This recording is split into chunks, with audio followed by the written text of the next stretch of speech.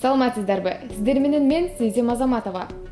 Кыргыз Жүз редакциясы эгемендүү Кыргызстандын бүткүл тарыхындагы президенттердин инаугурация аземи кандайча өткөндүгү менен тааныштырып бермекчибиз. Аскар Акаев. Кыргызстандын президенти Аскар Акаевдин биринчи инаугурациясы 1991 жылдын декабрь айынын башында болгон. Ал 2 ай эрте 1991 жылы 12 октябрда эгемендүү Кыргызстандын президенти болуп шайланган. Инаугурация аземи парламенттин отурумунда Ак үйдүн дубалында өткөн. Акаев сөз сүйлөп, ант берип, андан кийин Кыргыз совет жазуучусу Түгүлбай Сыдыкбековдон жаңы шайланган мамлекет башчыга ак калпак тапшырган. 1990 жылдарынын башында инаугурация термини расмий түрдө колдонулган эмес. Президент жөн гана ант берген. Кийинки президенттик шайлоо 2000 жылы 29 октябрда өткөн. Жаңы шайланган президент Аскар Акаев 2000 жылы 9 декабрда Токтогул Сатылганов атындагы Кыргыз улуттук филармониясында Кыргыз элинин алдында ант берген. Чыңгыз Айтматов салтанаттын башкы адамдарынын бири болгон. Ал Акаевка Манас эпосунун жаңы басылышын белек кылып, коштошуу сөзүн сүйлөгөн. Бирок бул салтанаттардын чыгымдары жөнүндө ачык булактарда маалымат жок. Инаугурация 2005 жыл. Курманбек Бакиев. Курманбек Бакиев 2005 жылы 10 июлда өткөн президенттик шайлоодо жеңишке жеткен. Шайлоо 2005 жылдын март айындагы Жогазын инкылабынан кийин болуп, Акаев Россияга кетип, ал жерден мамлекет башчы кызматынан кетерин жарыялаган. Курманбек Бакиевдин инаугурациясы 2005 жылы 14 августта Ала тоонун Борбордук аянтында болгон. Жаңы мамлекет башчынын кызматка киришүү аземи Кыргызстандын куралдуу күчтөрүнүн бөлүктөрүнүн аскердик парады менен ачылган. Курманбек Бакиев инаугурацияга мотоциклдердин коштоосу менен келип, ант берерден мурда ата-бабалардын салты боюнча арчанын түтүнү менен түтөтүлгөн салтанатта жаңы мамлекет башчысы президенттин элге ант берип, Кыргыз Республикасынын президентинин көөлүгүн, штандтарын жана президенттин төш белгисин алган.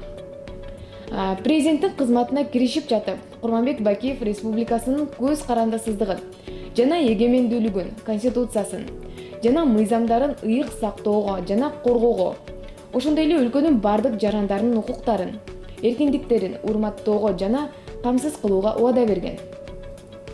2005 жылдын инаугурацияга мамлекеттик бюджеттен 18 миллион сом сарпталган. 2009 жылы Курманбек Бакиев кайрадан мамлекет башчысы болуп шайланган. Президенттин аппараты Бакиев шайлоодо жеңип чыккандан кийин салтанаттуу иш-чарага 20 миллион сомго жакын акча короткондугун билдирген.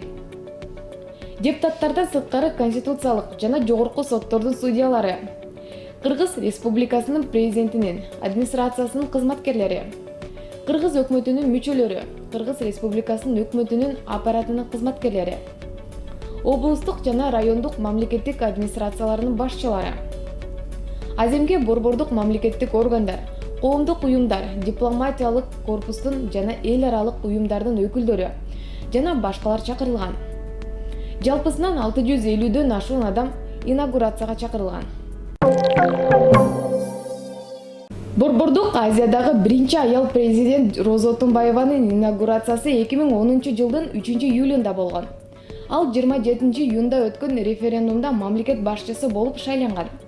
Ачылыш аземи мамлекеттик улуттук филармониянын имаратында болуп, Роза Отунбаева автокортеждин коштоосунда келген. Роза Отунбаева өзүнүн инаугурация сөзүндө өлкөдө мыйзамдагы так сактоого негизделген жаңы саясий маданиятты түзүүгө убада берген. 2011 жыл Алмазбек Атамбаевдин инаугурациясы 1 декабрда өткөн. Алмазбек Атамбаевга президент болуп шайлангандыгы жөнүндө көөлүк, айырмалоочу белгилер, төш белги жана президенттик штанты тапшырылды. Бардык салтанат 1 саатка жакын убакыт алды. 2011 жылдагы инаугурация Кыргызстандын тарыхындагы биринчи жолу бийликти тынчтык жолу менен өткөрүп берүү болду.